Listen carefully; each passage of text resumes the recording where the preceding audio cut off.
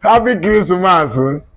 Ndị Igbo ndị ọma ndị nkem all my fans ana m ekele unu ncha.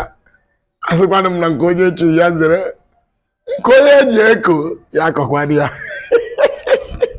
Ana m ekele unu ncha ndị nne sọpọtụrụ m eri mgbe ara na-asọpọtụ m na kọmentị na share my video. Ndị na-emere m nkwudosi ike maazị mbọ ọnụ anọrọ na social media wee na-akpa mkpamkpa. Asị m nke onye chikwanụ ya zere. All the people who show me love, ebe show. Love is too much. My Sky Plus must love the too much. So I don't make it in Chara so the island. Now say happy Christmas, you all. Ihe dị n'ịchọrọ ga-erute aka na Christmas a.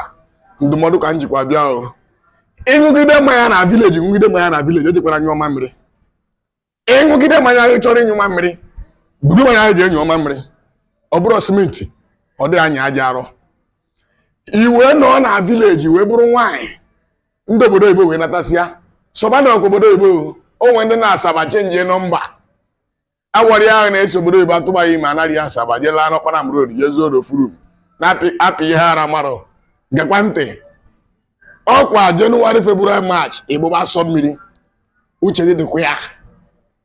Disemba adịghị agwụkwa agwụ, agbacha nke dị si ya ka agba nke next year.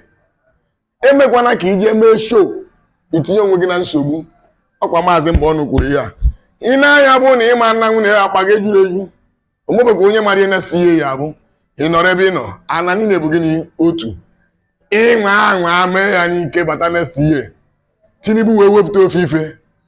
Ọga ejide ụgwọ o.